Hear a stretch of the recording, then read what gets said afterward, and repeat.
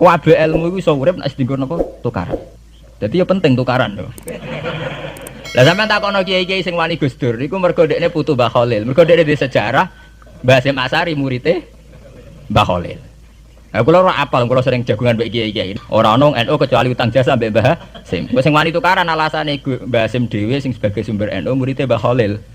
Lah dekne kadang sing wani putune Mbah Khalil. Nah, jare pondok Sido Kiri Mbah Khalil piyambak nate ngaji teng Sido Kiri, berarti tuwa putih Sido Kiri. Ora ono bare. Tapi itu penting, artinya itu terungkap setelah tukaran.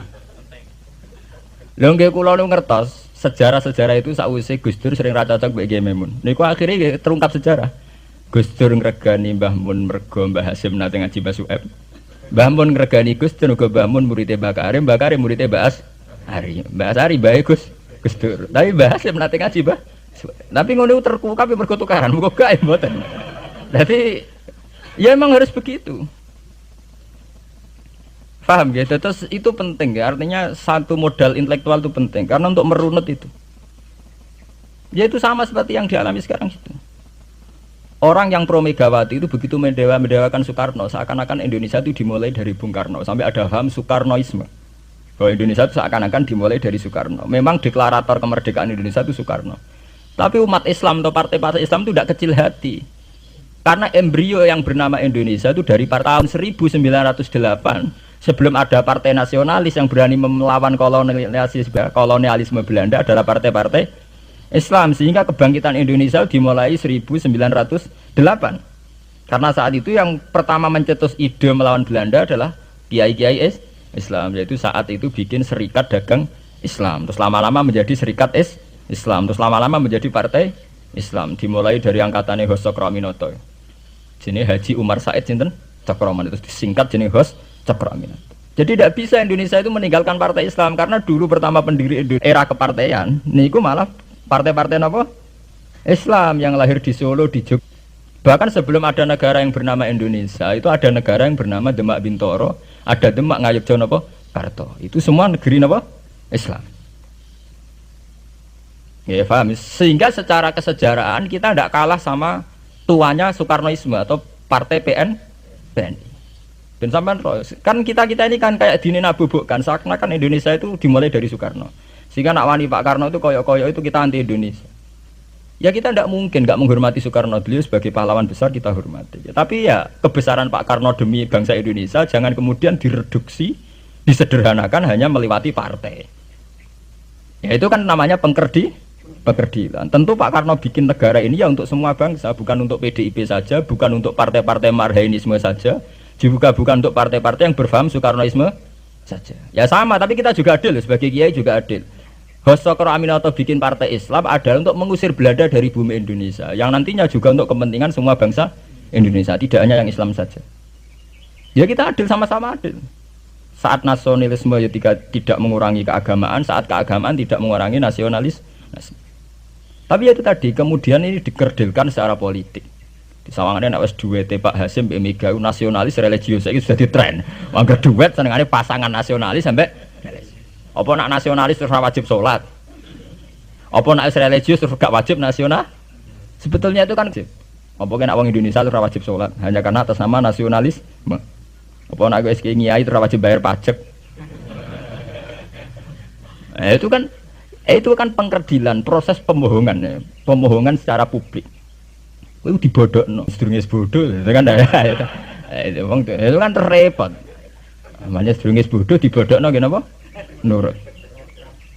Makanya kalau seneng kayak kemarin Hari Kebangkitan Nasional itu seneng kalau diungkap terus di TV bahwa kebangkitan Indonesia dimulai dari 1908. Pentingnya bahwa orang-orang yang sok Soekarnoisme biar tidak mereduksi Pak Karno hanya milik mereka sendiri karena bangsa ini berdiri semenjak 1908.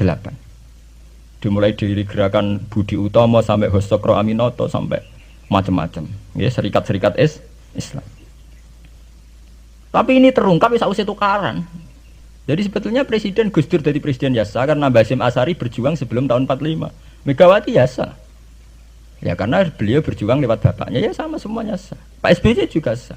karena keluarga militer. Apa meneh dekne mantune Sarwaedi sing ra roh sapa? Perjuangane mertuane. Gak iso adol bapak ya adol mertuane. Pokoke sing dikena didol pokoke. Tapi artinya sama, kita secara sejarah itu sama. Kita sebagai santri juga tidak kalah sejarah. Karena berdirinya nasional dan lewat para kiai itu takokno sejarawan manapun kayak profesor siapa di UI, siapa saja profesor-profesor sejarah bilang bahwa awal kebangkitan Indonesia itu dari partai-partai Islam.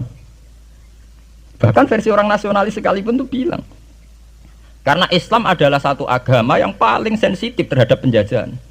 Karena Islam melahirkan satu paham jihad bahwa ketika ada kolonial Belanda, wong Islam terinspirasi harus jihad. Sehingga lahir partai-partai Islam. Dulu yang dilawan itu perdagangan. Ini kalau cerita sejarah, santri-santri sadar. Jadi santri salaf dengan model sekarang sing raro duit, raro dagang itu sebetulnya mengkhianati pendiri santri. Lho boten niku lho fair, sing gak seneng dagang, gak seneng mergawe itu mengkhianati pendiri pesantren. Sama lihat sejarah, tahun 1908 itu namanya tidak SI, tidak Serikat Islam, tapi Serikat Dagang Islam. Karena para kiai adalah melawan dominasi Cina di Surakarta dan dominasi Belanda menguasai sentra-sentra perdagangan. Sehingga yang dilawan pertama adalah piye supaya kolonial gak menguasai aset-aset ekonomi. Sama takokno sejarah cek versi kiai, cek versi buku, asal gak versi klenek. Itu pertama yang dilawan para ulama adalah penguasaan aset ekonomi oleh Cina dan Belanda. Sehingga mereka bikin Serikat Dagang Islam. Tapi saat ini mboten, santri paling ikhlas nak dunia wae Cina wae wong kafir. Dekne istri mau jaluk Arab-Arab salam tempel itu kan itu kapan ada ajaran itu napa? Kapan? Kita diundang bupati wis seneng ke bupati kelar salam tempel sementara sing juga bupati ini kere-kere diutaratur, dikajekno wis seneng dan sebagainya. Itu tidak benar, tradisi itu tidak benar. Pertama dalam sejarah yang kita lawan justru penguasaan aset-aset ekonomi. Sebab itu dulu berdirinya Partai Islam dimulai dari Serikat Dagang Islam. Paham ya? Nah terus kemudian ada tradisi begini ya salah kaprah. Sebab itu kayak kalau balik malih teng sejarah. Lah Nabi Muhammad ketika ngalami polemik intelektual akhirnya beliau merunut sejarah lagi. Tapi balik dirunut ngenteni napa? Tukaran. Yaiku ketika Nabi Muhammad adu argumen mbek Yahudi. Agama mbek aku orisinil di. Jare Nabi Muhammad ya orisinil Muhammad. Jare wong Yahudi orisinil wong Yahudi. Nah sebab itu kalau andekan sampean tuh pakar sejarah ketika Quran ngendikan anit tabi millata Ibrahim apa Hanifah bahwa Nabi Muhammad kon anut Nabi Ibrahim itu bukan sekedar keteladanan dan fisik ku mboten ya adu ilmu tuwa niku. Adu tuwa. Asite adu ilmu tuwa andalane wong Yahudi Nabi Musa. Andalane Nabi Muhammad Nabi Ibrahim. Padahal Nabi Musa dibanding Ibrahim angkatan putu. Mulane jare Quran ha antum haula'i hajastum fi ma lakum bihi ilmun falimatu hajuna fi ma laysa lakum ilm wa wa ya'lamu wa antum la ta'lamun. Maka na Ibrahimu Yahudiyya wala Nasraniyya walakin kana hanifam muslimah. Itu adu ilmu tuwa. Kowe duwe agama Yahudi rak pendirine Musa. Kowe di agama Nasrani pendirine rak Isa. Lah anakku Islam pendirine Ibrahim rak tuwa napa? Itu satu ilmu tuwa. Lah di Quran wis kakuati wa ma unzilatit Tauratu wal Injilu illa mimba dilo Taurat Injil ku ana rak sakwise periode Ibrahim. Iku ngejenenge adu ilmu napa? Tuwa. Nah mulane saiki dhisik Mbah Hasyim apa dhisik Mbah Khalil? Apa dhisik Mbah Sidogiri? Apa dhisik lah nek adu Mbah gak barbar. Tapi ngono iku terungkape sakwise tukaran. Lho santri sarang ngerti sejarah Mbah Hasyim gak ada hubungan mbek Mbah Suhaib yo tukaran. Riyen-riyen mboten ngerti cek tukaran. Akhirnya ya karena yai sering pidato bahwa Mbah Suhaib Mbah Ahmad dengan Mbah Hasyim akrab, Gus Dur juga ngakui kalau Mbah Hasyim nanti ngaji Mbah Suhaib itu baru tahu. Makanya ora tahu cocok tapi tidak saling hujat karena sama-sama utang nopo jasa. Ke Mbah Mun di guru Mbah Karim di guru Mbah Hasyim Asy'ari. Lah Mbah Hasyim sendiri nanti ngaji Mbah Suhaib. Ya begitu.